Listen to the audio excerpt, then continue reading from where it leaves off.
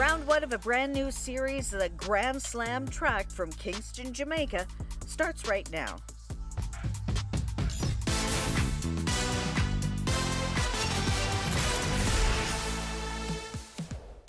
Welcome to CBC Sports Late Night and our coverage of Grand Slam track from the National Stadium in Kingston, Jamaica. Tonight, we will feature the first of 4 rounds of a brand new track series featuring elite track competitions from the world's best. The inaugural Grand Slam track season has 4 events and sees slams take place in Kingston, Jamaica, Miami, Philadelphia, and Los Angeles. And tonight we're going to keep our eye on a couple of Canadians. One of them is Quebec City's Charles Philibert Thibodeau. He will run in the men's 5,000 meters. And, of course, the world champion Marco Arop, he will compete in the men's 1,500 meters. Now, Arop was born in Sudan, grew up in Edmonton, and is considered one of the best middle-distance runners, and is certainly the first Canadian man to win a world championship in the 800 meters. Tonight, Arop takes on the men's 1,500 meter distance. That's coming up later. For now, let's get the Grand Slam started. And here with the call is Steve Cram. Hello and a very warm welcome to Grand Slam track, the brainchild of track legend Michael Johnson, where some of the world's greatest athletes will race each other in an exciting new format that will test their abilities like never before and reward them like never before. Big prizes, big names and big reputations. Every athlete wants to be the best. I want to be legendary, actually. To compete against the greatest in the world. If I can beat the best in the world, that means I'm the best in the world. But opportunities have always been limited. Until now. Tonight, 96 of the fastest people on the planet are racing for their own individual reasons. To be a champion, to break records, that's what we all want to do.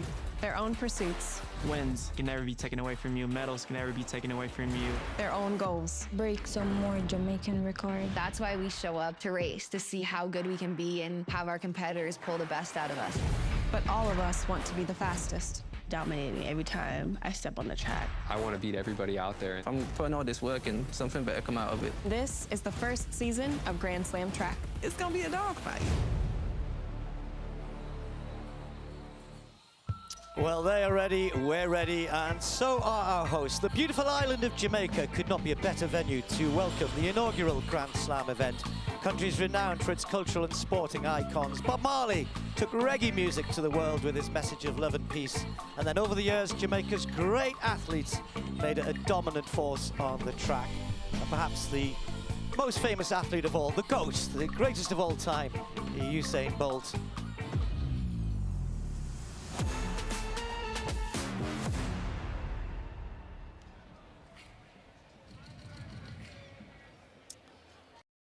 So they will be introduced now, one by one, starting in lane 8. Dina Rasher-Smith, former world champion, 2019 in Doha, when she was right at the top of her game.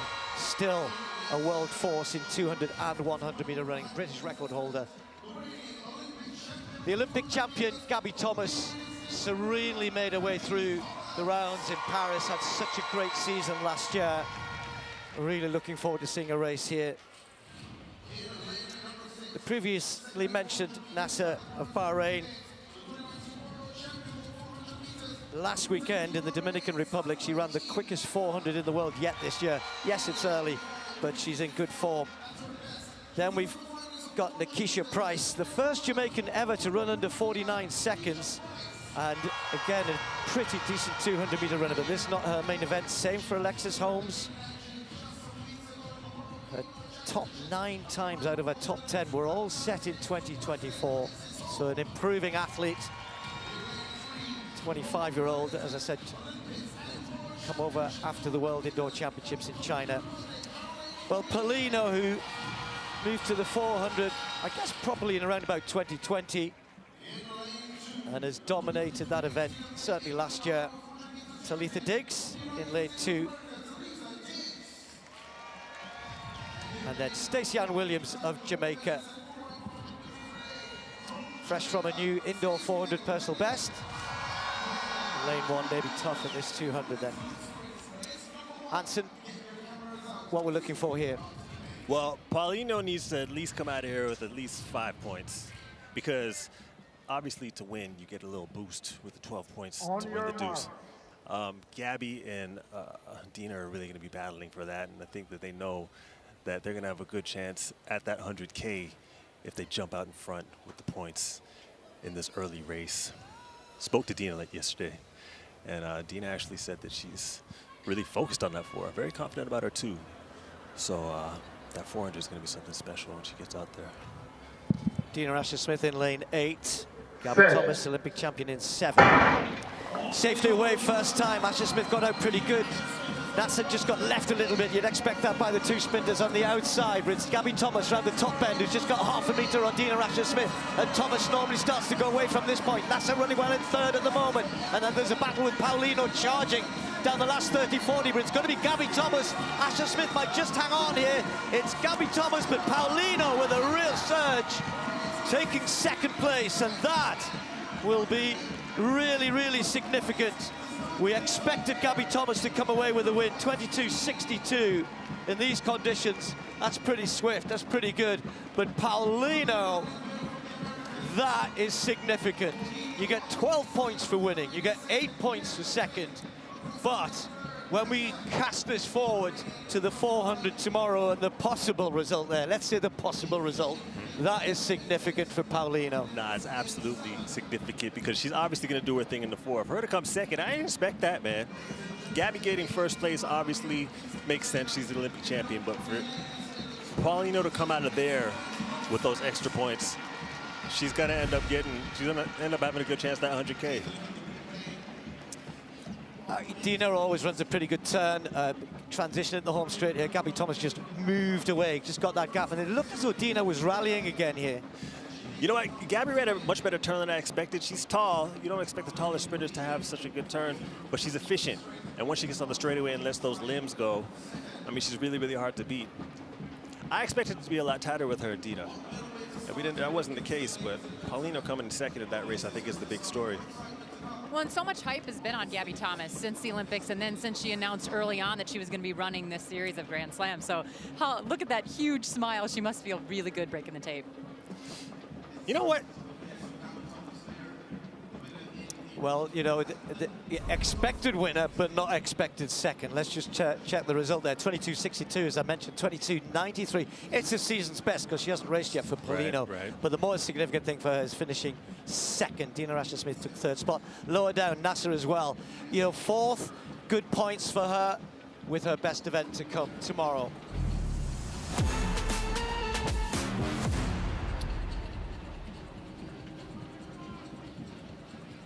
So lane by lane, on the outside, we haven't really chatted about the very, very talented young man from Botswana, Kevin Atshipi. Made the semi-final at the Olympic Games, is the Botswanan 400-meter champion, and if you knew the strength in that country in that event, that really means something. Here is Chris Bailey in great form. Can he carry that indoor form to his first outdoor race here?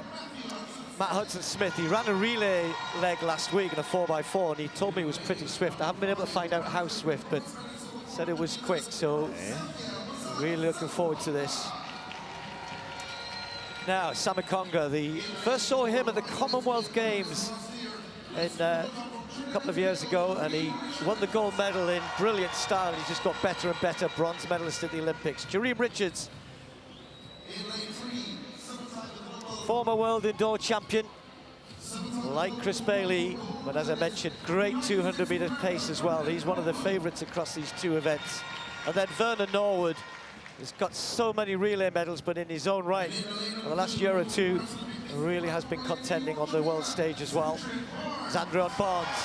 Well, Barnes knows how good Jamaica are in this event, but he is one of their best, certainly one of their bright new talents. And as indeed is DeAndre Watkin on the inside. 44-48 last year at the Jamaican Championships. I'd say Jareem is somewhat of a dark horse, but not. I mean, former 200-meter runner. got a bronze medal at the World Championships actually in the 200, and then moved up to the 4. Just missed out on the medal at the Olympics. But I know all in all, Matthew Hudson-Smith is going to be favored in this race. Never seen Chris run in the bandana before. Something new, some attitude. Maybe a statement. Maybe he's a new man. Yeah. New look. Right, just to remind you here, Bailey's in 7 there, inside Kebinat Shippey, Hudson-Smith in 6. So Matt Hudson-Smith likes to get out a little bit quicker than he used to earlier in his career. And Matt Hudson-Smith into his running, but look out on the outside. Kebinat Shippey started very, very quickly in lane 8, not even in the shot there. Samakonga, who will finish strongly and always does, trying to hang on to Hudson-Smith. Chris Bailey with a little bit of work to do at this point, because Hudson-Smith definitely leading with that slightly forward-leaning action of his around the top bend. And now Chris Bailey starts to get going. Samakonga will finish quickly. Watch for the others on the inside in lane 2. Barnes is going well. And Matt Hudson-Smith just tying up here. And it's the world indoor champion with Vernon Norwood finishing quickly as well. It's going to be Chris Bailey going to take this one by a couple of meters. 44-34. Just outside his all-time best. Well, in these conditions, that is a phenomenal run. And I think that's maybe why Matt Hudson-Smith is probably thinking, I wasn't expecting to go that quick. Nah, that's rolling. That is swift. He's obviously in shape. That indoor season obviously paid off. He came here, he's looking sharp. And the way he responded coming into the home stretch is what really surprised me. Matt, you know, jumped on everybody early. And, you know, Chris showed that strength coming home by responding like that. Flexing. I think he's ready to establish that he's here. So what stood out to me is that Matt really got out, like I said before, but just as that replay started, you could see Chris visibly respond to Matt. And I think for Matt, feeling him move at that part of the race would kind of play with his head and kind of caused him to tighten up a little bit as he got into the home straight. When you're that hard, when you're that tired, to be able to respond to that part of the race, it's really difficult. It could play on your mind a lot. You can see Matt trying to respond, couldn't you? He's trying to come back. He's thinking, I wasn't quite expecting this. No. I mean, Matt knows he's running well. You know, that's a good opener, 44.65. And Norwood with a 44.7 as well. Really, really good. But I think, you know, when you've come off of championships, he's in great form. He's in great shape. The travel could have been an issue, but he's obviously overcome that really well. And he did what he does. He finishes so well. He's got that gold medal swag off the World Indoor Championships.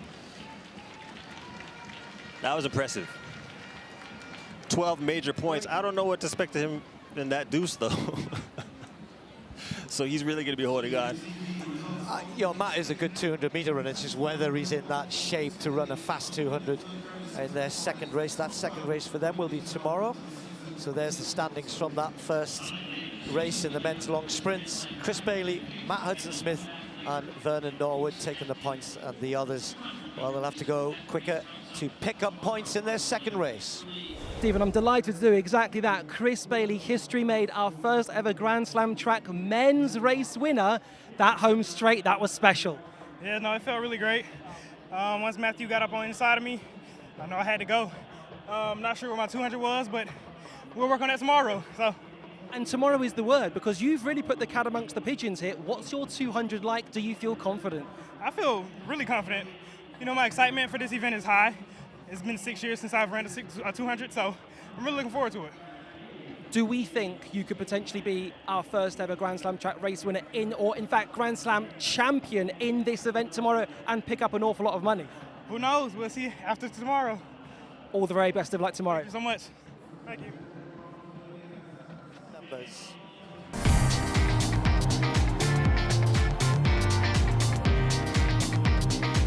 More action when we return to the National Stadium in Kingston, Jamaica, and round 1 of the Grand Slam of Track as CBC Sports Late Night continues.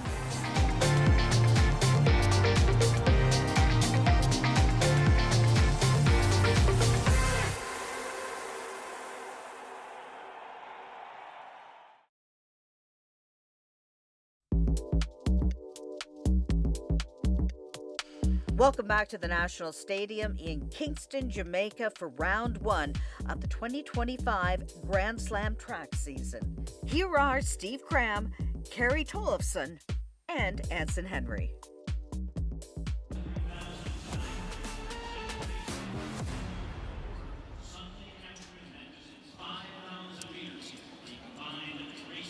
So, Carrie, what do you think? This is always, distance races can be tactical, but these women are so used to these days having pace, maybe even lights, wave lights to get them moving.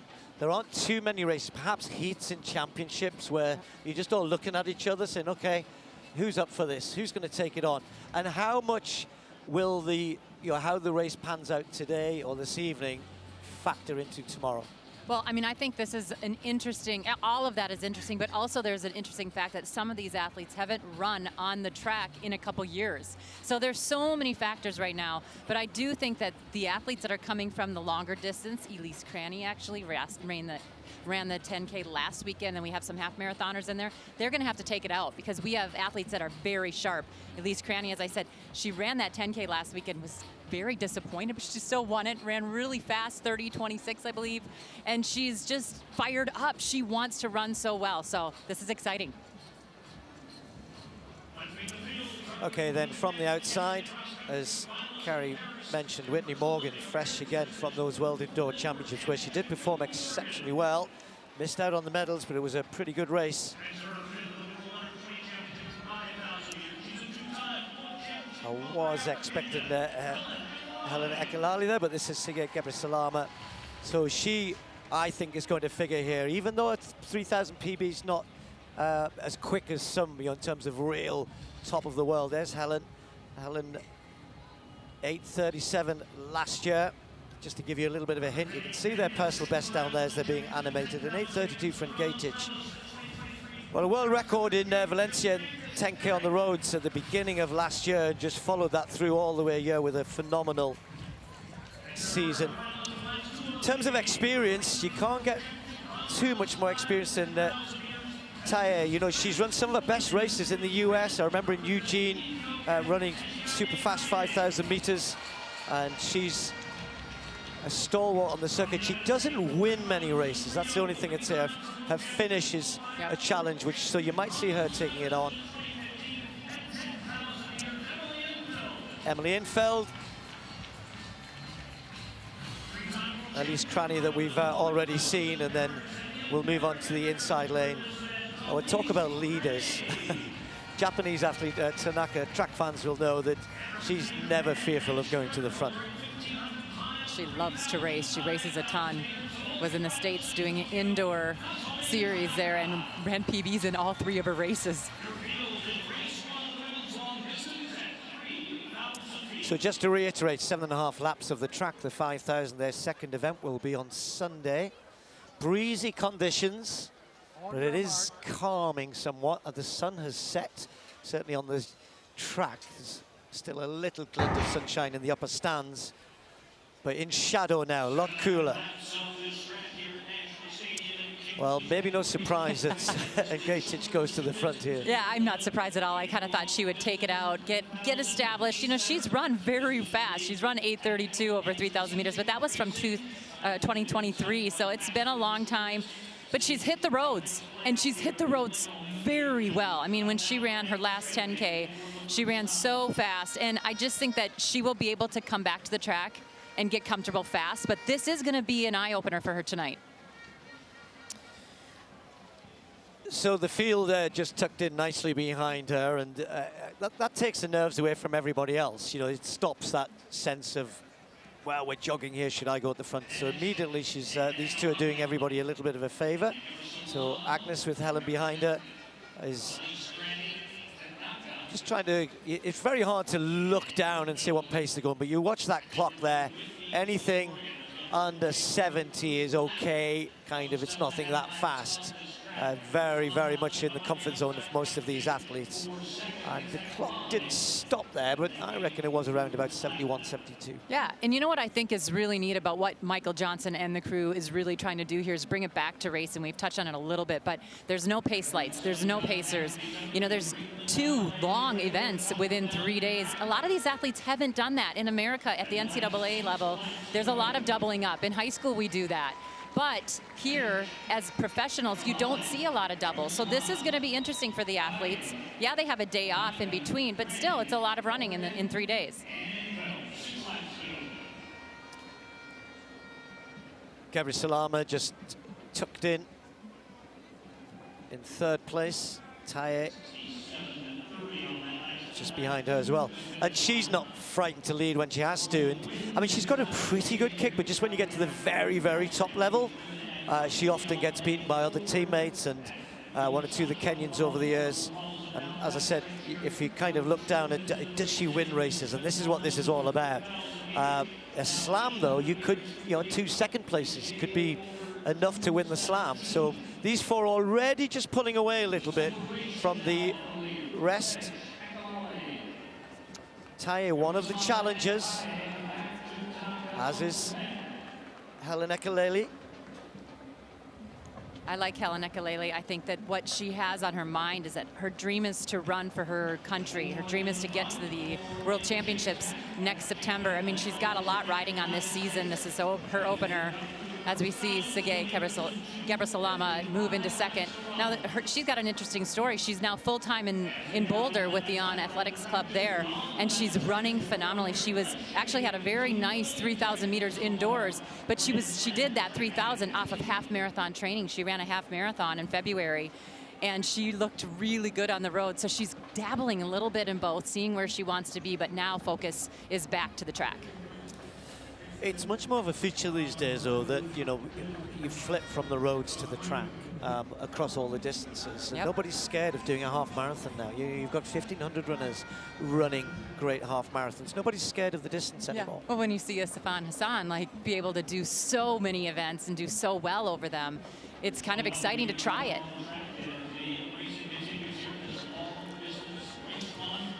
Does drafting really make a difference? Drafting when it's windy, yeah. No, so the reason we have pacemakers is, there's loads of studies been done on this over the years around the energy conservation by not being at the front. But there's also a stress about being at the front. You're trying to work things out. When somebody else is doing it, you don't have to think, you just slot in behind. So it's not just a physical thing, it's a mental rest as well, until the point where the person at the front is applying so much pressure, is going so hard, then you're into, it flips then, doesn't it? So it really depends on the front runner, their capabilities. Do they just run at the front? Are they surging? Are they making it quicker? So if you're just asking a question of, is it easier to run behind somebody? Yes. Okay. I love right now what Agnes is doing up front. She's kind of stringing it out, but then it's like an accordion right now. They went hard and they eased off. They're surging, and that is the hardest way to race, especially a 3,000 meter, because this pace hurts no matter what. So look at how much space they put on in that last 200. So these 3 well clear. Taye looks fairly comfortable. I have to say, Gebreselassie looks as though she's working a little bit to hang on to this. And then Gatic realizing that there were too many people perhaps in that group being allowed to contest the last couple of laps, which she wouldn't want. She won't really be fancying herself in a kick finish. So 3 laps to go. These 3 well clear already. And as Carrie said, that was really done in the space of 400 meters. But these points are important. So unlike other events where you might think, okay, they're done here, they're not involved, they're not in the top 3. They are running for points. And when we get to the 5,000 meters, it's going to be significant. They're going to still be trying to work to come as high up as they can in this one. Well, what I think is significant about this race in particular, the first one out of the gate, right, for these distance runners, they do have to think about that. That second pack has to be strategic as well. Win the race you're in. If the 3 are out front and they are gone, win that second race, because guess what? We have another one, and that money accumulates the higher up you get over the 2 days. It's not just the 1 day. Agnes and Gatic. Had a bit of an injury last year, had to withdraw from the Olympic trials. She had set her heart on getting to the Olympic Games, but sadly, injury stopped her doing that. Then she turned, once she was fit, all of her focus onto the roads with great effect. Has said she wants to concentrate on the track in 2025, and this is where it starts for her.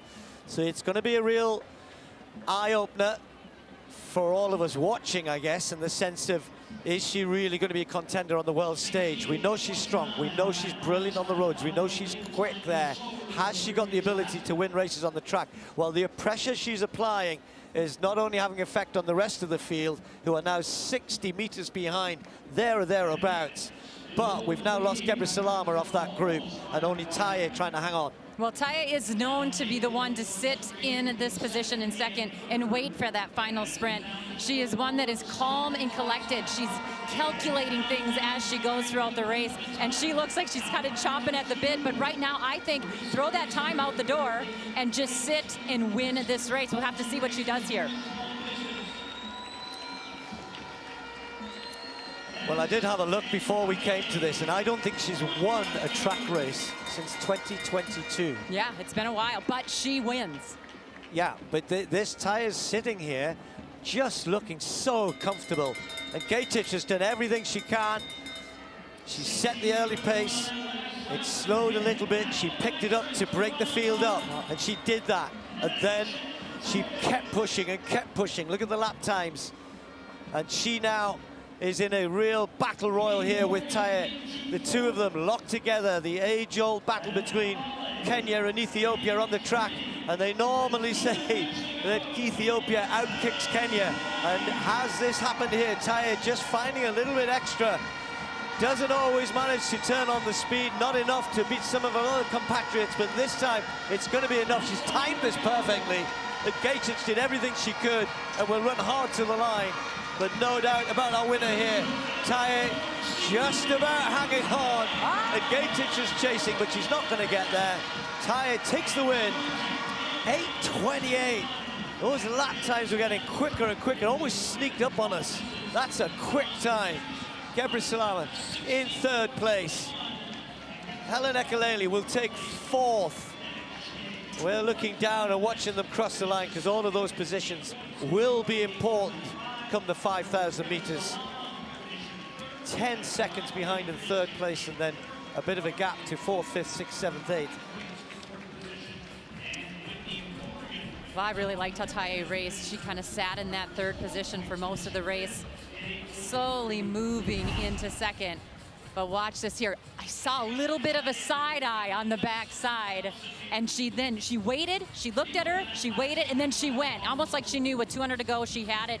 She did really move hard on this turn. Coming into the stretch, I thought she had a lot of bounce. There was just a little bit of fatigue that happened with about 60 meters to go. And for a second there, I thought maybe Agnes Degedic was closing in to get her, but she had enough pressure there. Taya looked good, looked smart, won her first long distance event at the Grand Slam track event, and looks like she's going to be in good form come Sunday. Yeah, that was pretty impressive. 64, thereabouts, 64 last lap, but nonetheless, it was more the build-up. They were running that off a pretty good pace. First K was at around 250, and then it just got quicker. So there are the, or there is the confirmation of the points: 12, 8, 6, 5, 4 for Morgan, Cranny 3, Tanaka 2, and Emily Infeld with just the 1 point. But 8:28.42, that's a very, very quick start to our long distance slam. 5,000 meters, as I mentioned, will be on Sunday. So go away, rest, recover, and then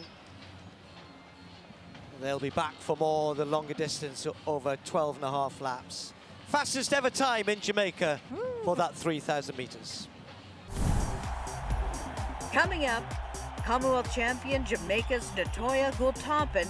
She will surely have the hometown support as she looks for the win in the women's 800 meters. That's coming up when we return to CBC Sports Late.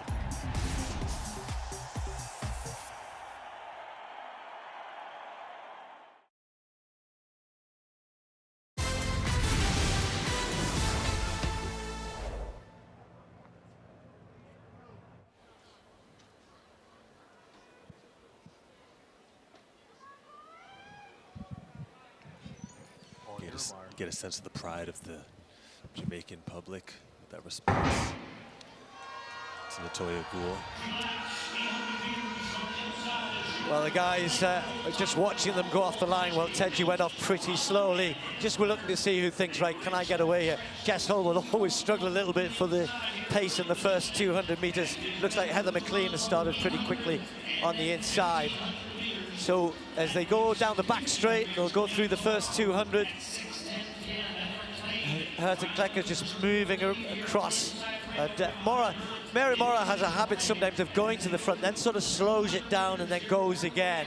But nobody allowing her to do that here. So she's took back in third place on the shoulder of Nikki Hiltz. Well, McLean leading right there. She was at the World Indoor Championships in the 1500, so she does have that speed right now. She's sharp, but I really like Susan Ajori with this double, the 8:15. She's got such strength. She can run a 5K, but she also is good over both of those distances.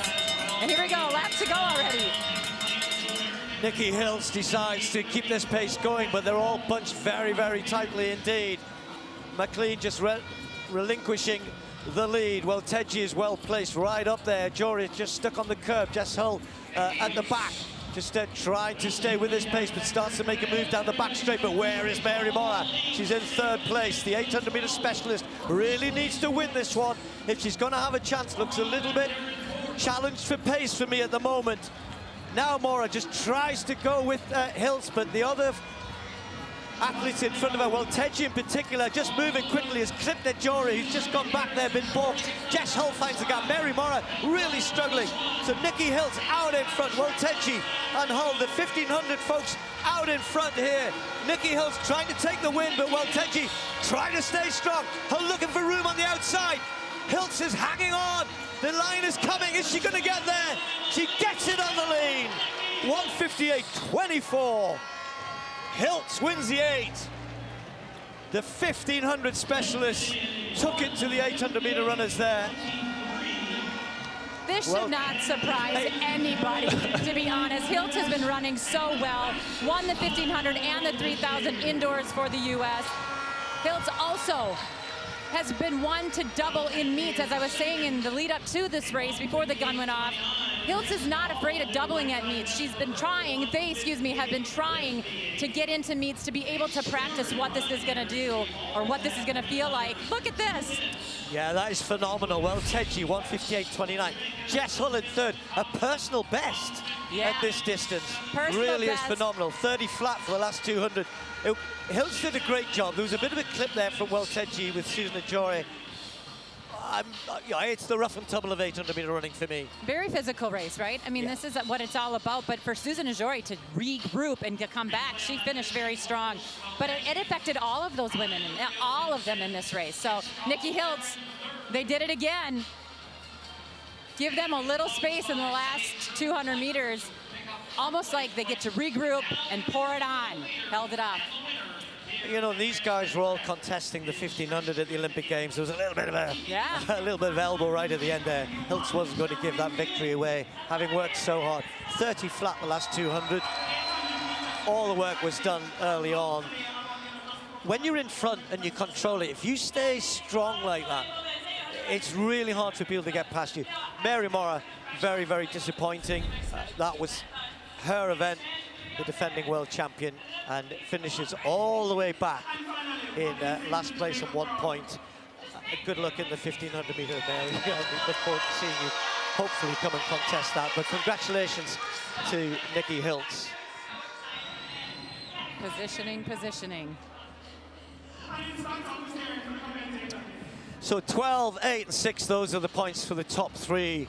And then the others dropping down, as he said then. Rather surprisingly, as I mentioned, Mary Mora with just the 1 point after finishing 8th. Coming up, Brazil's Alison dos Santos, the world champion in the men's 400-meter hurdles. He is up against a stacked field as we prepare to head to the blocks as the Grand Slam of Track continues from Jamaica's National Stadium.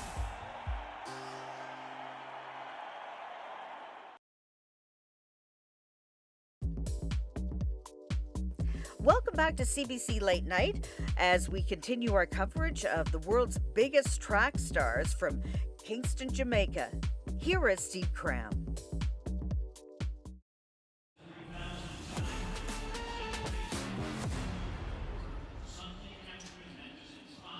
The 400 flat to come on Sunday. On the outside, Malik James King, another very talented young Jamaican. You can see his personal best there, 47.42, set last year in the Jamaican Championships, which were of an incredibly high standard. Caleb Dean, as we've already mentioned, has the ability, has the times. Some of these young men are going to challenge, as Anson said, the kind of the big three. Dean could be one of them. Ducos got just a sniff of what it might be like to get onto the biggest rostrums in the world, and he now knows he has the ability and has the capability. Well, he's been there, seen it, done it. He's a great character. He's very popular on the circuit. Alisson dos Santos of Brazil. Won the World Championships in Eugene in 22. And for Roshan Clark, I'm sure there's going to be a great welcome here. The Jamaicans have very high hopes for this young man. C.J. Allen will be chasing him in lane 3. Consistent 400-meter hurdler. Don't see him run the flat that often. That's going to be interesting come Sunday. Chris Robinson has run a reasonably swift flat 400 indoors this year. But this is first at his main event, 400 hurdles. And the aforementioned Wilson. He ran 48.68 and then 46.4 on the same day. So he's opened his season in 2025 in excellent form, but he's up against such a good field here. He finds himself in lane 1. You run 47 something in the 4 hurdles. That's fast. You run 46 something, that's moving. And you run 45 something, I mean, that doesn't make no sense. So from the outside, Malik King, then Dean, then Ducos. Dos Santos is in 5, Clark's in 4, Allen in 3, Robinson in 2, Wilson in lane 1. Set. Dos Santos got out pretty quickly, but quickest out of the blocks was Dean in lane 7, and Caleb Dean taken 2-3 meters out of James King already. Down the back straight they go, and it's Dean who's gone out exceptionally hard. Clark's going with Dos Santos as well, right in the middle. And Dos Santos and Clark chasing the American, but Caleb Dean has started very quickly. Can he hold this? Stride pattern also important. And look at Dos Santos gliding around that top end. The Brazilian looking great. Rashawn Clark just checking there as he changes down. And then we've just lost Wilson on the inside. So Dos Santos, one more barrier to clear. Clark clear in second. C.J. Allen in third at the moment, but well clear of everybody else. It's going to be Dos Santos to take the win. 47.63. Dean rallied to get up there for third. Well, he made that look a little easy compared to what others were doing. A lot of guys went out pretty hard there, including Dean, including Clark. We lost Wilson, and others were faltering in the home straight. But I think he'll be pretty pleased to have taken the win there. He'll be happy with that opener. 47.6, early April. I mean, he's out here. So obviously we get to see what he can do, and he can obviously see what he can do himself. I think as a competitor, you want to be able to establish yourself. So for him to come out here, there's no Karsten, there's no Rye. He gets to put his name out there. The thing about Dos Santos is he'll take 12 strides between hurdles, which is unheard of. Most people are around 13 or 14 strides. And when you do even numbers of strides between the hurdles, you have to alternate. Very, very, very, very tricky. You get to the home stretch, he'll do 13 strides, and that'll be same leg. And, you know, ultimately you want to be able to hold on in this last 100-meter straight. It's debatable which race is harder between the open 400 and the 400-meter hurdles. But he's able to do both. And obviously very strong coming home. And he's taking the first punch amongst the big three. I'm pretty sure I was his lucky charm because I sat next to him on the airplane over here. Yeah. Eh? So, you know, he was pretty fired up that he got to sit next to me. That works. That works. I think it was the opposite. I was fired up. I got to sit next to him. where we will hand his victory to you. Uh-oh. Oh, he's already talking about that paper. Yeah, he was excited about it. Well, he's such a good flat runner as well, so yeah, why not? Why not? Just to confirm then, 47.61. Wilson did finish, as indeed did Ducos. I couldn't quite see what happened to him, but he was out of it really early and just jogged in.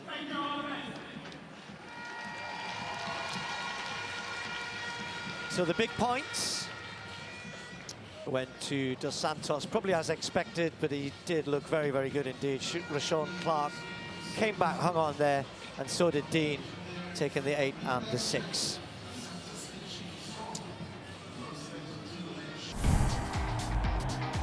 Coming up, the dominant woman in the 400 meters. Sydney McLaughlin-Lebron is certainly the favorite, and when we come back, it's the women's 400-meter hurdles as the Grand Slam of track continues from Jamaica's National Stadium.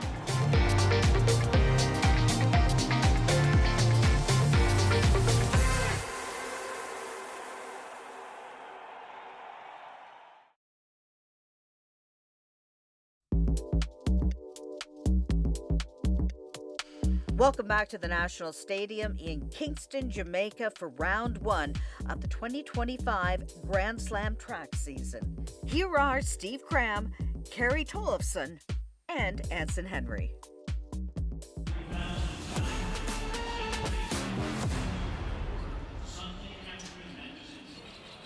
So let's go through them lane by lane from the outside. It's going to be Cassandra Tate, 34-year-old American, two-time bronze medalist at the World Championships. Right on the outside. Then Adranette Knight, Jamaica again with such good heritage in this event. It's always hard just to make the Jamaican team for the Worlds or the Olympic Games. She just missed out last year. Has run a 60 hurdles already this year, as well as a 400 flat to tune up for this. Rochelle Clayton, all-time number 10 in the world ever at this event.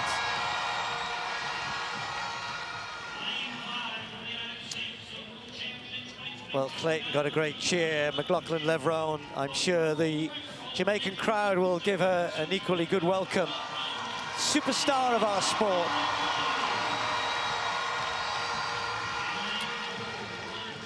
Sian Salmon has shown that she's got incredible ability in this event. 52.97, under 53 seconds, which is real high up world class. That was last year in Zurich. Kathleen Peters, the Dutch athlete who's again just come from the World Indoors, where she helped the Dutch to gold medal in the 4x4 relay. She ran the third leg, handing over to Femke Bol, often the challenger to Sydney McLaughlin-Levrone, and indeed a little while ago Dalilah Muhammad. So Muhammad on the inside in lane 2. We only have 7 athletes in this particular race. Wouldn't it be great to see Muhammad kind of rediscover some form of old in what she's already said is her final year? It would be. So the last person to beat Sydney McLaughlin, and it took a world record to do it. The last 2 times she beat her world records. So you know what it takes to beat her. See what happens today. So McLaughlin-Levrone in lane 5.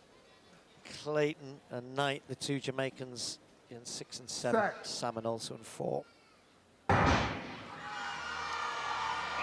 Sydney McLaughlin starts pretty quickly as expected, but Rochelle Clayton's holding her through the first hurdle, just maybe a meter or so, not even that. The 2 of them going down the back straight, almost stride for stride, although McLaughlin-Levrone just forging ahead down the back straight into 200 meters. Clayton going well, others just starting to falter a little bit. Salmon a long, long way back. Dalilah Muhammad trying to work hard in lane 2 to get on terms.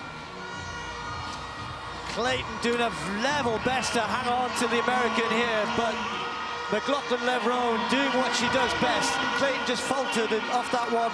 Dalilah Muhammad moving through in lane 2 as well, but they're a long, long, long way behind. McLaughlin-Levrone over the last hurdle. Storms on now, just watch the clock here. See what she's going to give us here in Kingston. 52.76.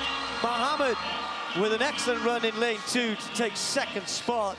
and others perhaps suffering from going out hard with the best in the business. Really, really strong performance.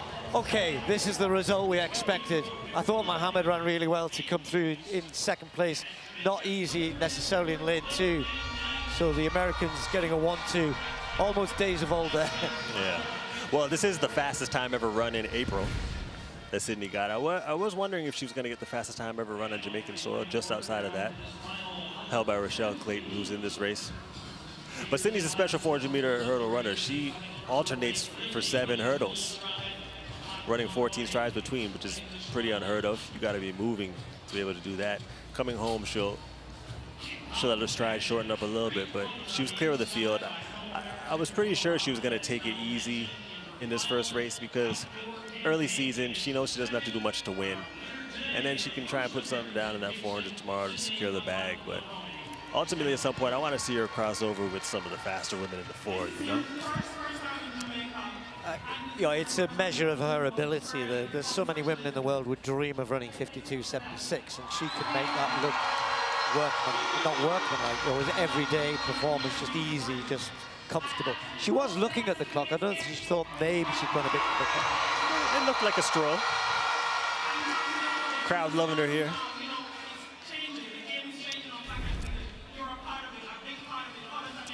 .52.76 a winning time. Mohammed, a really good performance. Second, 54.59. Clayton did hang on just from her teammate in third.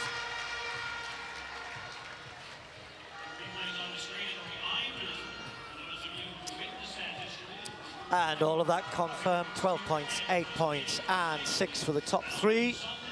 Knight just missed out by a couple of hundredths there from her teammates, but that 400 flat to come on Sunday.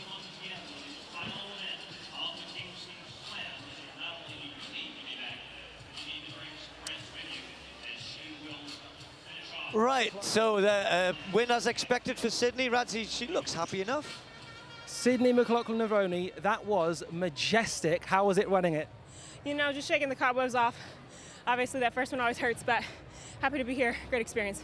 What about the noise, by the way? The horns, the drums, the whistles. Does it make a difference? Absolutely. It gives you energy. You feed off it.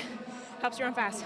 So we have 3 days of action. It culminates in the third day of the 400 flat. How are we feeling about that? Ask me tomorrow. I'm gonna let this one soak in first. Good luck. Thanks, Sydney.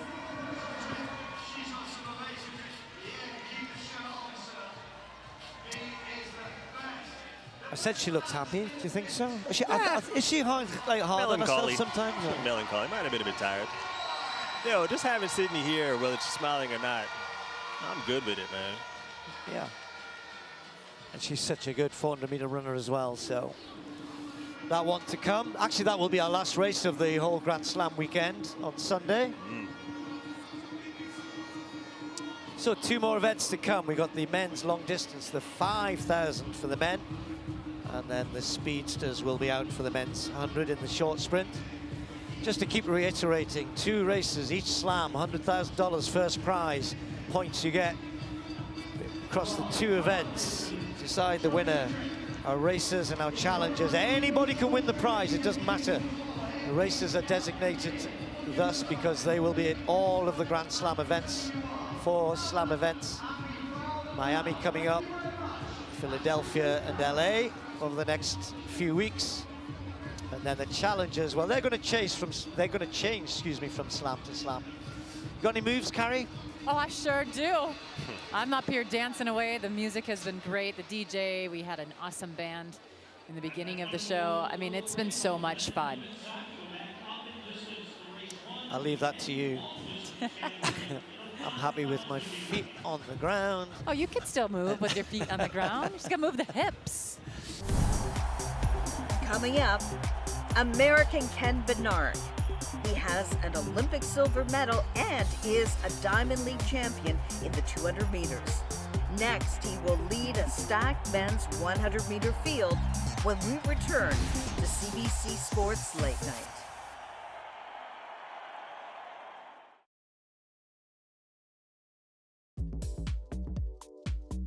Welcome back to CBC Late Night as we continue our coverage of the world's biggest track stars from Kingston, Jamaica. Here is Steve Cram. All right, let's move on. The men's 5,000 meters. 12.5 laps of the track. Our racers in this: Ronald Quemoy, Hajos Gebriwet, and the man of the moment in terms of distance running, particularly in the States, Grant Fisher. Grant just jogging out there with his two racing pals, Quemoy and Gebriwet. Going to be a really good race, this. And what I love there is we're hoping to grab a word with Grant, and he's gone straight off, made Radzi's job a little harder. You saw him get moved there. A bit slow off the mark, I felt, Radzi. Anyway, he'll get there in a second. Has he caught up? Radzi, have you got him yet? Grant Fisher, you've had the preparation of dreams coming into this. Prestige on the line, prize money on the line. What's going through your head? Hey, pride on the line too, so it's about to be a good one. A lot of unknown going into this, and I'm ready to go. We can't wait to see it, mate. Good luck. Yeah, thanks. What I love about him right now is that he's cool, calm, and collected. Like, he just wants to get out there and race, and he's fired up about it. He's done so well over the last couple years. Lots of changes in his life. We'll get into it, but excited for this race. Well, he's got a couple of very, very high-quality athletes against him. Well, more than a couple, but a couple he'll be aware of, let's put it that way. So the full lineup here: Philippe Thibodeau from Canada. Grant Fisher will line up on the start line in position 2. Ndicum Wenayo now running for Spain in 3. Ronald Quemoy, former 1500 meter runner, has kind of moved up through the ranks. Been watching him for many, many years, and going really well at the distance events. And then Hajos Gebriwet. I always enjoyed watching him race over the years, and he seems to have found another part of his career, really performing so well over the last couple of seasons. There's a great story about Talahun Bakili, which we'll get into once we get going here. And then Dylan Jacobs and Cooper Tier, two very good Americans.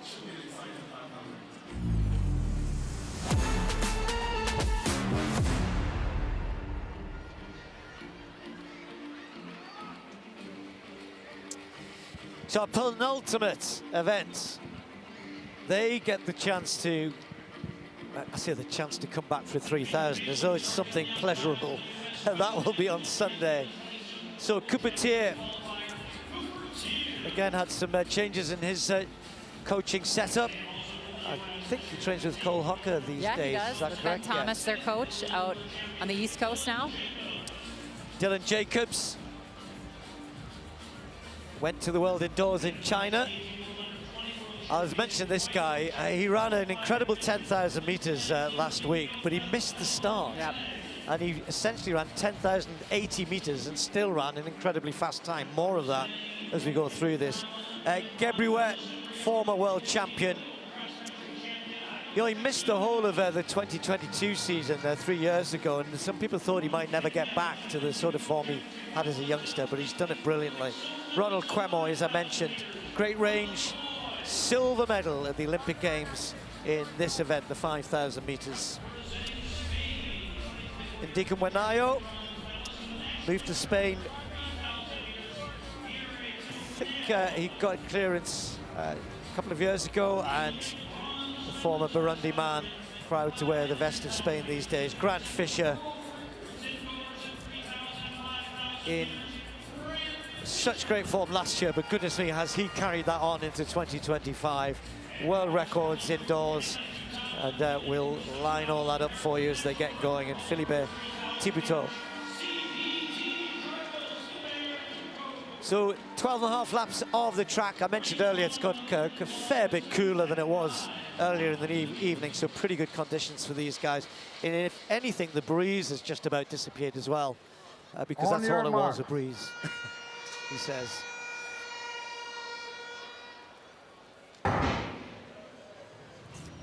So no pacemakers again, Carrie. These guys are normally used to it. In the 3,000 we saw Gatic go for it, 7.5 laps. 5,000, it's a brave man who takes it on from the start. Yeah, I mean, you have to know who can wind it up, and we have a lot of guys that can wind it up in this race, but I do think that the one that we were talking about, Grant Fisher, the guy that's just been so sharp this indoor season, I think he can run either way, and that's what's going to be interesting tonight. I don't know which way he'll run. He probably will sit in this position and just dictate what's going on around him because everyone's thinking about Grant Fisher right now. But he's quick as well, you know. But if you kind of looked at some of the great 5,000, 10,000 meter runners in recent times, you know, Gebrewet's right in there. Yep. Makes the Ethiopian team. That's number one. That's a hard thing. And then he's got pace as well. Doesn't always outkick, you know, who's going to outkick Ingebrigtsen in a 5,000 meters, for instance. But your Fisher's kind of the same. I think they're really well matched, these two guys, in terms of their ability. Fisher's probably in the best shape right now. But if they were in a flat-out race, and I saw them at the end of a race, I sort of get the feeling that it would be a good match. Yeah, I mean, I think they're very strong, but also speedy. The thing that Grant Fisher has said is that he's really tried to work on that finishing kick. And we saw that indoors. I mean, he raced Cole Hocker, who's been running so well and really put a lot into the indoor season. And Grant Fisher took it to him the last 200 meters indoors in Boston, where he ran that world record in the 3,000. So he's got the leg turnover. They are walking right now.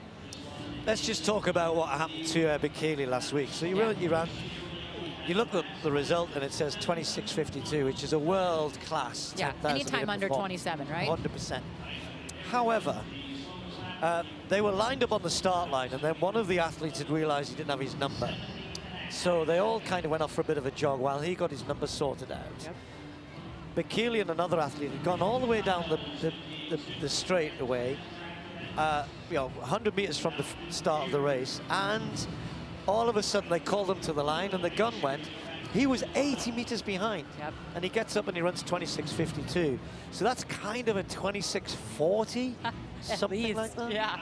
Yeah, I mean, and that for him, he went out in 60 seconds for the first lap of that race, and then for him to calm down, regroup, get his head back in, a long race, 10,000 meters is no joke. So he's obviously got the head on. His head is on right now, and I'm excited to see how he runs tonight. Cooper Tier now into the lead. Cooper is a phenomenal athlete. He ran under 13 minutes indoors in Boston with Cole Hocker. There's a lot of Coles and Coopers and all these. But these two training together, and now Cooper Tier to be in front is not surprising. He wants to have a solid race. He wants to have an honest pace out there. And I'm not surprised to see him in the lead. Yeah, 2:57 through the first kilometer. That's slow for these guys. In fact, it's very, very slow. But that's not a surprise. This is about racing. This is about working out the best way for this race to unfold for you. And if you're not interested in a fast pace, if you're trusting your kick, you're nowhere near the front. Hence Quemoy, look where he is, towards the back. Look where Gebrewet is, towards the back. They'll keep an eye on Grant Fisher. He makes any moves. But so far, the guys who we think may well contend at the end, happy just to watch. So Cooper Tier leading them. Just dropped from a 71 to kind of a 69, but that's still fairly comfortable running, very comfortable running for these guys. Yeah, they're running 2:57 through that first K. That's, you know, that is pedestrian for these guys. That's slower than their threshold. Yeah. But yeah, Cooper Tier, I asked him how things are going, and he said things are going really well. They train differently with Ben Thomas. And as we mentioned, Cole Hocker, 1,500 meter specialist this weekend, running the 8 and the 1,500, but they train a lot together. They do a lot on the bike.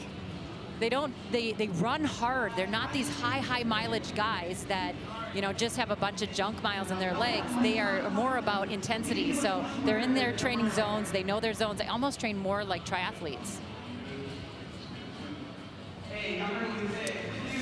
Just a little move from the back from Ndiku Wenayo, who just got a little closer, just tucked in though behind Bekele, fourth, just ahead of Grant Fisher. I think it's slowed again, hasn't it? It looks like it's really slowed, yeah. But you know, the one to really watch, Quemoy, was one of the guys that really had a phenomenal last 500 meters. Now in the 5,000 meters, sometimes you see the last mile is super quick, or you see the last 1,000 and even the last 400. But at the Olympics in Paris, he was the guy that just got himself back in the race. He was way back way back, I believe, in 13th position. And then he moved all the way up to second, excuse me, and just had a phenomenal race there. Yeah, I mentioned, I remember watching him as a 1500 meter runner, and a lot of the Kenyans do move through the distances, but a lot of them, they become 1500 meter specialists, and he looked like he had all of the credentials to be a great 1500 meter runner. Never quite got the big breaks, if you like, and he was around when Timothy Chariot was dominating from his compatriots. So I think that performance last year, as you mentioned, was definitely the race of his career up to this point. Well, slowing way down again. I mean, they're down to 75-second laps, which again, I know we're not talking so much about time, but when you're running that slow, you have to mention it. This is all about points, and they're playing the game. And this is where nerves can tell. You got to hold your nerves, like a poker game. It's slow. You don't normally race this. And what can happen as well is when it's unusually slow, you can feel worse. You can start to convince yourself, I feel terrible here, but it's because you're not running at a normal, comfortable pace. And those little mind games start to play. Well, they have to keep in mind that, there are some athletes out here that have run 5s and 10s for a long time, but they still have speed in their legs.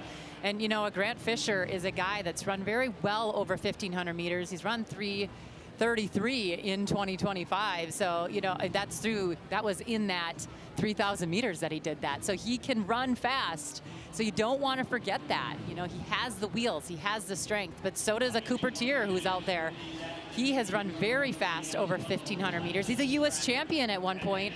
He was an NCAA champion in that as well. So just very, very fast, very, very solid runner. And I think Cooper Tier really hasn't gotten the accolades that he should have, or the praise that he should get. Yeah, he ran pretty swift indoor 5K, but he was outkicked by his training partner, Cole Hocker, as he said. So, again, going back to that point of the 1,500 guys can run 5,000s, the 5,000 guys can run 1,500s. Well, that was the slowest of all, but now you can see, just look at their rhythm starts to pick up a little bit. They went from a 78 to a 74, excuse me, that last lap. So they are now starting to get going just a little. Yeah, but Keeley deciding enough is enough, and he could finish, but he knows the caliber, the quality of the guys behind him. And he's gone to the front, but he hasn't really done anything. I always think if you make a move like that at this point, he steps aside. He says, okay, I got out in front here. Maybe he thinks it's a bit breezy. I don't know, but he's not really interested in pushing the pace here. Well, Bekele is definitely a very good 5,000 meter runner. He's been under 12:50 4 times in his career. He doesn't run them very much because he's running all these other distances, but very good. He was 4th at the 5,000 in the World Champs at Doha in 2019. So, getting back to this, now asking for someone else to take the lead.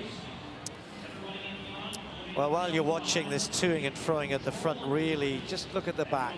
Gebruet just jogging, keeping quiet, keeping calm, just keeping away from everything. Quemoy a little bit the same. Fisher just getting crowded a little bit, just give a bit of a nudge. And for the first time, Quemoy moves around the outside, maybe thinking 2K to go. Just want to cover, be near the front. If anyone makes a move, I want to be able to quickly step up. Finds himself in the front, but again, not doing anything, just leading.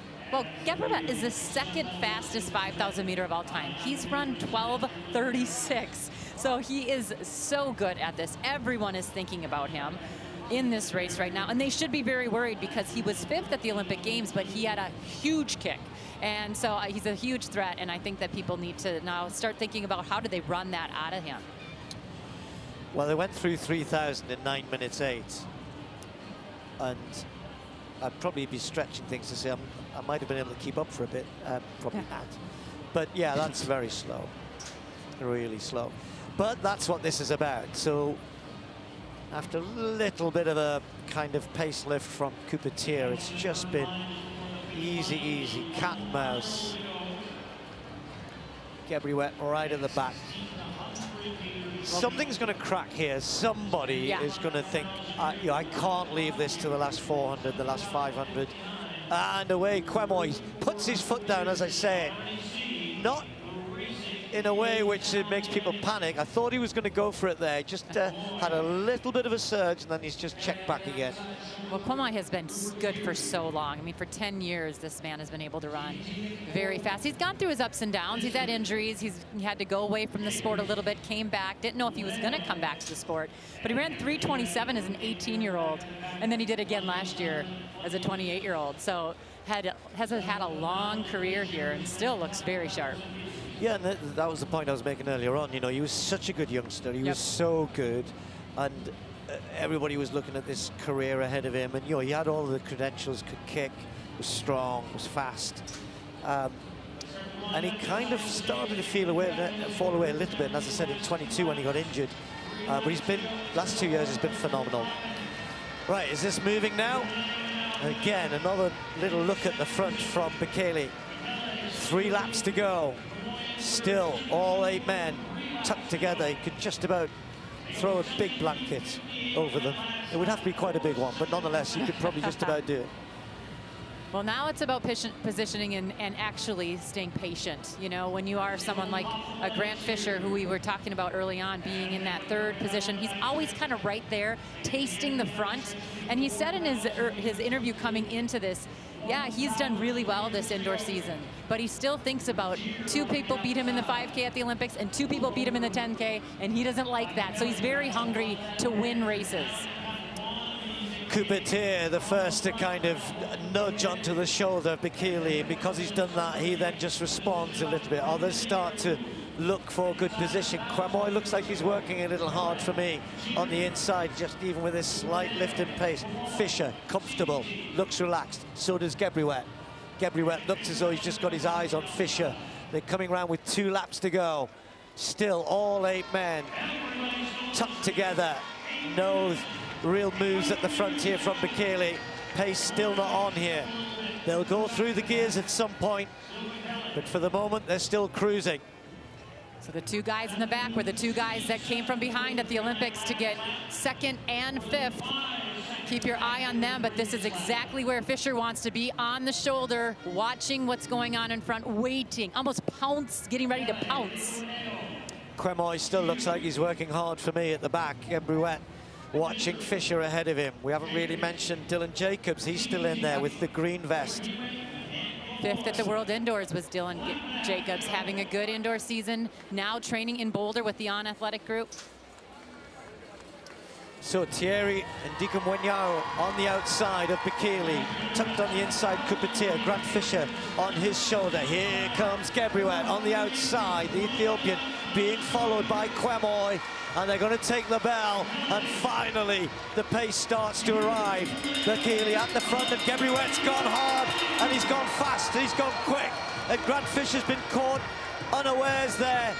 Kwemoy not able to cover, and it is indeed Dylan Jacobs who's going with him.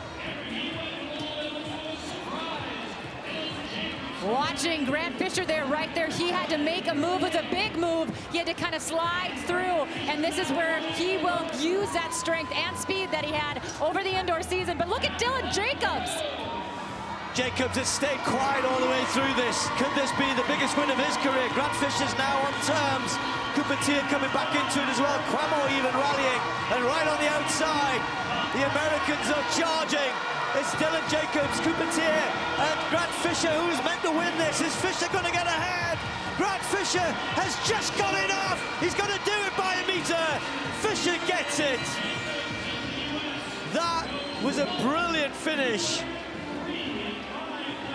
A race which took a while to get going, but in the end, a big, big last lap.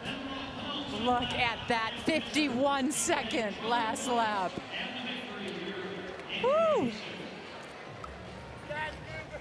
I'd be interested to see, because we've got a last 200 here for 26.2 for Grant Fisher, but that wasn't done smoothly in the sense of that last whole 400.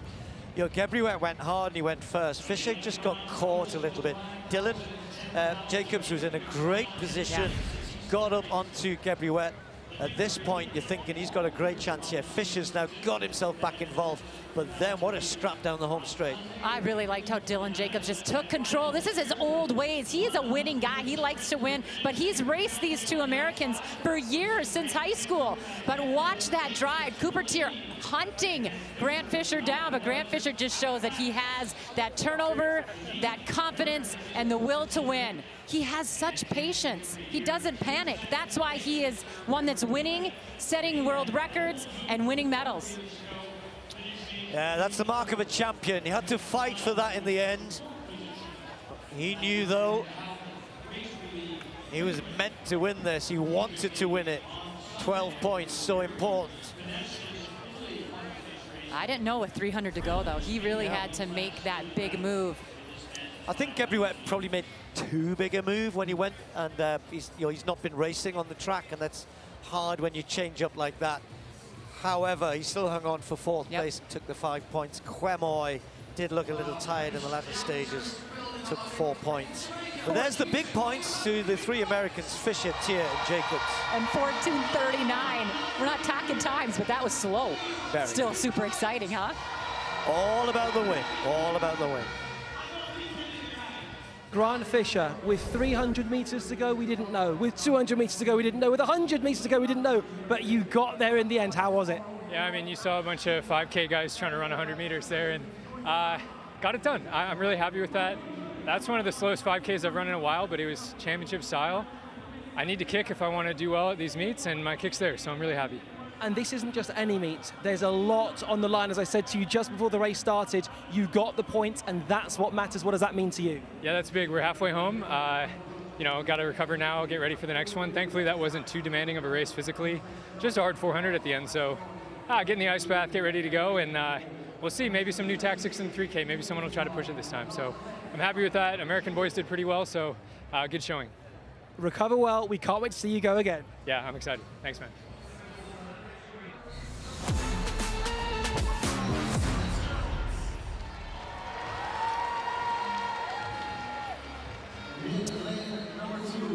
On the far side, as we look at it, Terence Jones from the Bahamas, 22-year-old, 9:91. You can see the times there. All of these men well under the magical, or is it still magical, 10-second mark. Courtney Lindsay, former NCAA champion. This is his first race of the season. Jean-El Hughes, as I said, like one or two of the others, he has had a little bit of a run out. The British athlete, based here though, and knows this track so well. Former Anguillan athlete. 200 used to be his best event, a bit like Kung Fu Kenny here, if you like, but Jean-El, like Kenny, is pretty swift at the 100 meters as well. And Fred Curley. Curley's going to be in lane 5. One of the quickest men over the 100 meters, but that talent that he has at the longer distances will stand him in good stead surely in this Grand Slam. Needs to do go well in this 100 though. Huge reception. It's going to be hard to compete with this. Yeah. Oblique Seville. Is he ready? Akeem Blake, another. He's run a 200 already this year, and a new personal best over the longer distance, so that might stand him in good stead here. And then the Liberian, Joseph Fambele, he's going to go in lane 8. Olympic finalist in the last 2 Olympic Games over the 200 meters.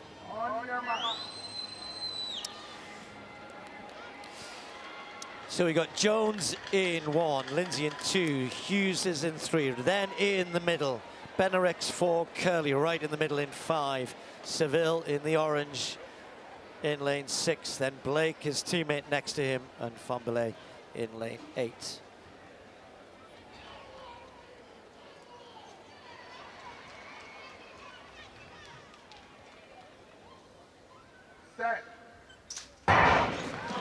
Benarex gets a good start. Fred Curley just got left a little bit, also going well as Lindsay over in 2, but it's Kenny Benarex, and then look at Seville right through the middle.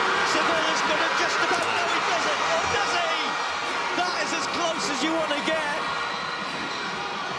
Seville has got the tape around his chest, but Benarek might have hung on to this. Kenny We're going to that. wait for the photo finish. He's got it.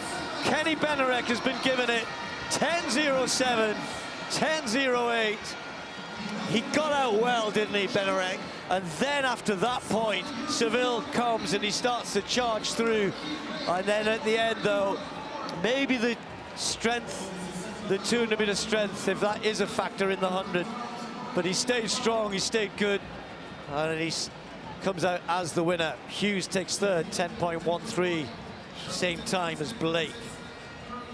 Kenny actually doesn't look happy. He reacted really, really well, but had a stumble that kind of interfered with his acceleration. I know that's what he's thinking about. And when that happened, you could see the Jamaicans kind of move through him in the acceleration phase. But with that 100-meter or 200-meter strength, I mean, someone like that's going to come through at the end.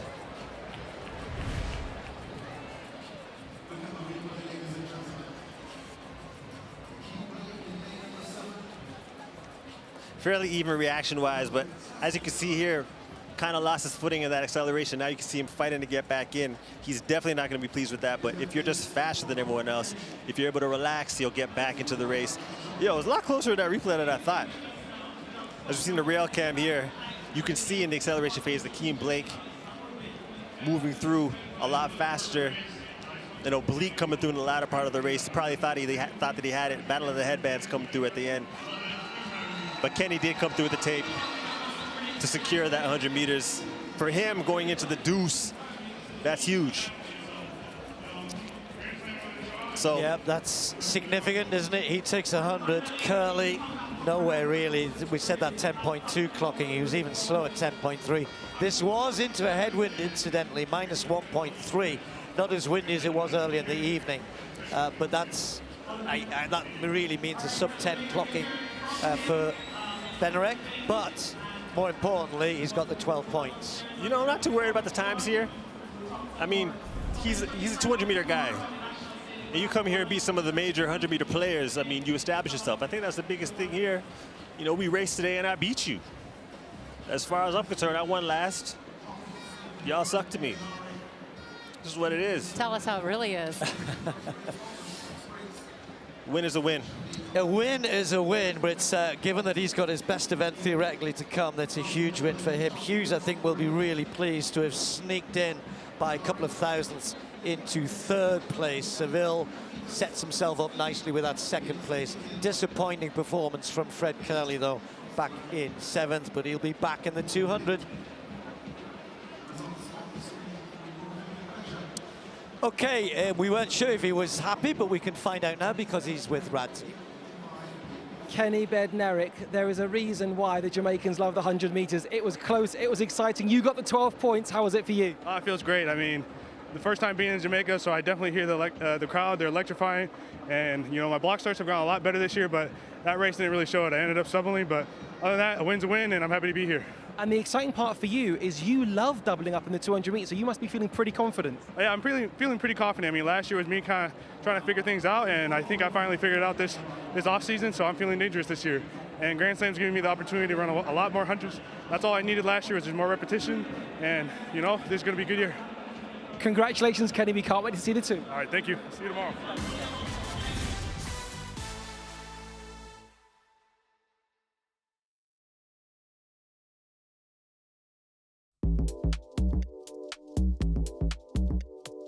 Welcome back to the National Stadium in Kingston, Jamaica for round one of the 2025 Grand Slam track season. Here are Steve Cram, Kerry Tollefson, and Anson Henry.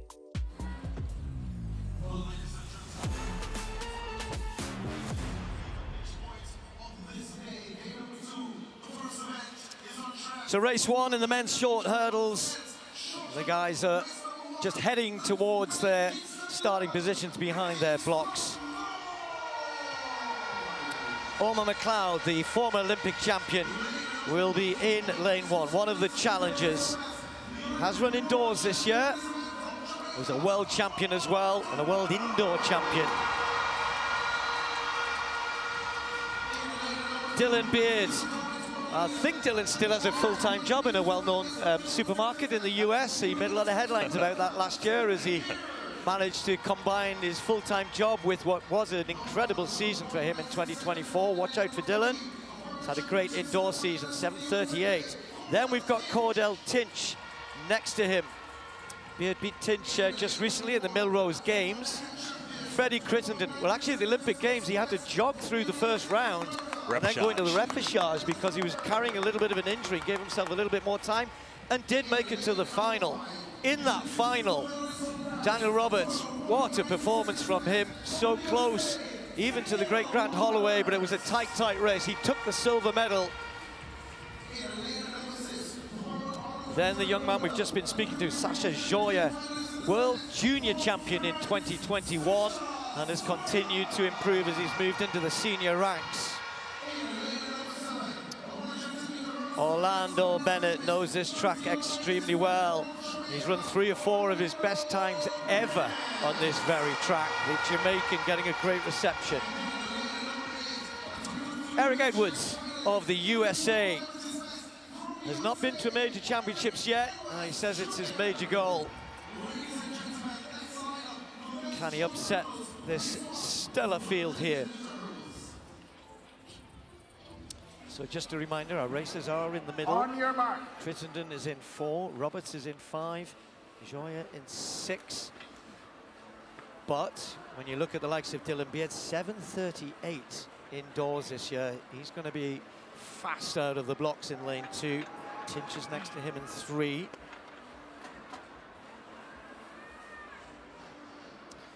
Wind pretty much in their faces here. It's not as windy as it was earlier, but it's still pretty strong. Men's 110 hurdles.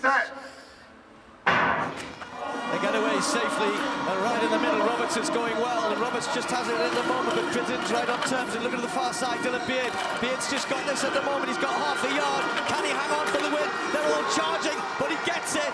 Joya finished very, very quickly indeed, after not such a good start, but Beard, well, as said, he comes to this with great indoor form. He got out well. Roberts got away well, just didn't kind of follow it through, which is a little bit unusual for him. So Beard with a 13:29 clock and gets the 12 points ahead of the fast finishing Joya, and it was a bit of a blanket finish after that. Yeah, Roberts really smashed that second hurdle, and that kind of threw off his momentum from there. I'm really happy for Beard, man, because it's kind of a breakout season for him. You just mentioned a second ago, he's still working as a professional athlete. That's not easy, man, especially when you're trying to make that U.S. team. So as far as today, you come out here, you show you can beat the Olympic silver medalists, some finalists, some former Olympic champions.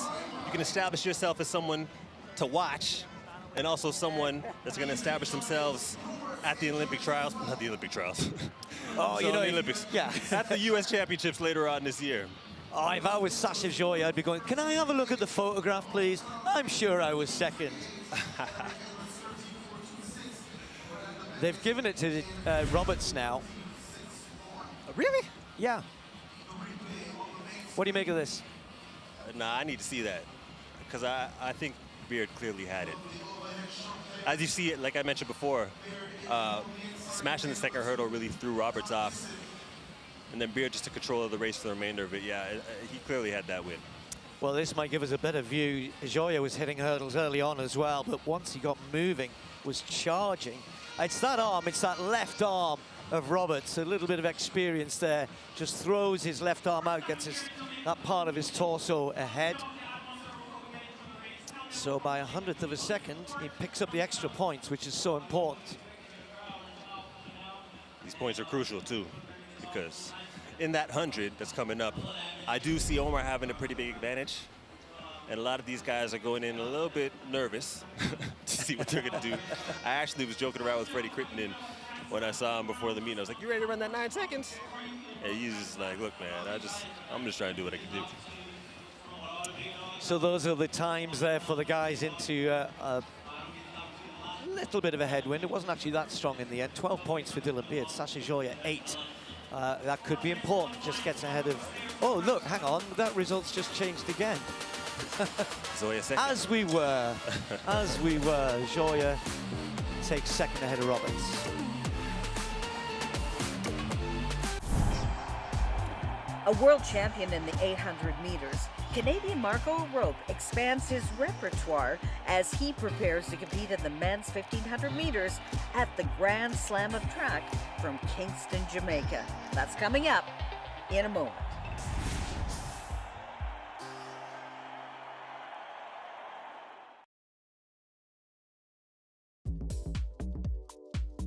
Welcome back to CBC Late Night as we continue our coverage of the world's biggest track stars from Kingston, Jamaica. Here is Steve Cram.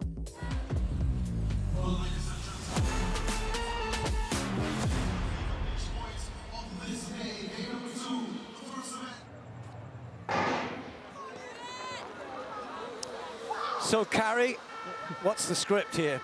Well, I like that Cole Hawker had the beard coming in, and he doesn't have it on the track now. It is all serious business out there for him. He says he's the best racer in the world over this distance, and he's proved that indoors. He's got the strength. He went to Park City for a month, put that altitude training in, but he also has speed. He's a very good 800-meter runner, so I am not surprised to see him out front in the Yared Nuguse right there. We've been watching Yared's workouts online. We've been seeing him race so well over the mile distance indoors. He set that world record that Jakob went and broke just a week later, but he is very race savvy. He knows how to lead races, but he's got a kick. He's been working on it.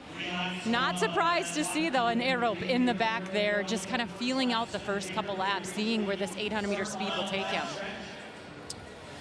Well, I'm not sure, you know, what pace do you go at early on? When you take the lead, you want to make it steady, which is what this is. It's not super quick. It was around about 60 seconds I made that. Actually, it's come up with 59.34. A lot of question marks, not about Nuguse. I don't think about Hawker. In good shape, running well. Neil Gurley, indoor season. You know, what about Josh Kerr, though? What about Ataui? You know, what have they got? Are they race ready? I wouldn't imagine Josh Kerr would have come to this knowing what he's up against without thinking he wasn't ready to race. Yeah, Ataui in the back there hasn't raced, but he ran well at the Olympics in that 800 meters. But Josh Kerr, that is the question mark right now, right? He went to indoors, he went to Millrose to try to run, had the flu, could not run, but went home. And we know that he doesn't toe the line unless he's ready to go. He's been talking a big game, but not quite as big of a game as he did going into the Olympics. No, and you know, for him though, he knows it's he has a reputation, Josh, and he likes to preserve it. You know, he likes to be the man the others have to beat. Well, I really like watching him race. Yeah, I do. And it's great that he's here. So they're all here. Hocker taking them through steady, nothing more than that. In fact, probably pretty slow for most of these guys. Now they're just starting to jostle a little bit as Nuguse looks to try and forge this on a little bit. He's gone onto his shoulder, Kerr's close. Gooley's just found a little bit of a gap on the inside. Watch out for him as well. He's dangerous in the home straight. He's got a good finish. So Nuguse is leading it, but hasn't really put his foot down yet. Everybody's still with it. Nuguse is making a strong move, which he does in these races, but look at how Kerr just follows suit. He just moves around. But Cole Hawker, I love watching him race. He doesn't get panicked. He doesn't fluster when he's on the inside. He stays where he needs to be, but look at who's coming. Here comes the 800-meter specialist on the outside. Wanyoni, lots of people thought he would have no chance in this race, and I think that guy has heart. He runs with it, and he's following suit. A little bit of a gap starting to appear. Hocker might not have got the tactics right here because he's starting to fade away. Neil Gurley will be dangerous, but look at the 800-meter Olympic champion, Wanyonyi, on the outside of Josh Kerr. Kerr always likes to go a little bit earlier, but Nuguse is holding him around the top end. He'll try again in the home straight. Gurley's still close, and then the chasing Hocker is getting back involved here. He let them get away, but he's right on the inside on the curve. Might pick off one or two. It's Nuguse, it's Kerr, it's Wanyonyi, it's Hocker, and it's Gurley. This is still anybody's race, and it's Wanyonyi. He's getting to the front. Wanyonyi, the Olympic 800-meter champion, takes it to the 1,500 guys. Nuguse, then Hocker. Very close after that between the two Scots. Well, they played into his hands, as I said in the beginning. Yeah, I think he can run this type of 1,500-meter race. He might not run 3:28 yet, or maybe even 3:30, 3:31. But you put it in this range, surely he's going to be able to kick. And goodness me, that was a lesson, really. He waited and he waited and he waited. Nuguse went hard, and he went a little bit early perhaps, but he had to do that really when you saw everybody that was sitting on his shoulder. What's going to happen in the 800 meters now? Wanyoni takes the 12 points in the 15. Well, Wanyoni ran so smart. He put himself in there. A little bit of jostling. That physicality of the 800 meters might have helped him in this 1500. But as I said, he ran cross country. He does it every year in January, I believe, is the first part of the season. He comes out and he runs a hard cross country race in Kenya. And then he dropped down and ran that 1500 at altitude, but he got some confidence. He said he came to the Grand Slam to get better for the 800 at the World Championships. This was important to him. He was relying on this race, not looking ahead to tomorrow's race, and wow, what a race he had. Yeah, I mean, there's a whole bunch of talking points. You know, Hocker leading and then kind of dropping off and then charging again the last 200. Incidentally, the last 200 timed at 25.8 for our winner. Kerr just lacked a bit of racing there, didn't he? Gurley perhaps didn't give himself the best chance. He was a little far back heading into the home straight. But look at that, 5 of them within, what, 2 or 3 meters at the end, which is what I think we thought would happen. Yeah, did you see the taunting? Nagus really was hurting, but he was trying so hard. But yeah, look at that. He even was in Nagus's face and was saying, let's go, let's go. But look how hard Kerr is working. Look how hard Neil Gorley's working. And Cole Hocker, I mean, each and every one of these guys, they are the world's best. They ran so well tonight. It is going to be a fun day tomorrow. That's exactly what Grand Slam is meant to be about. Great racing from brilliant athletes. An Olympic champion in one event comes and steals the 12 points in the other event. And the Olympic champion in that one has to settle for third. So Hocker with 6 points. Wanyoni, 12 points for him. Nagus, I think he'd be pretty happy with the 8, but of course, sorry, with the 8 points. Yeah. Tough 800 for him to come. Hocker 6, Gurley 5, Josh Kerr having to settle for 4, and Marco gets 3.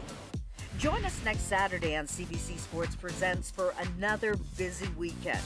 We start our day at 3 p.m. Eastern with the snowboard cross event from Mont Saint Anne, Quebec, featuring the 2025 World Champion, Elliot Rondin. Following that at 4 p.m. Eastern, it's the World Aquatics Diving World Cup from Windsor, Ontario, as Canada takes on the best in the world right here at home. For all of us, thanks for watching. See you next time on CBC Sports Presents.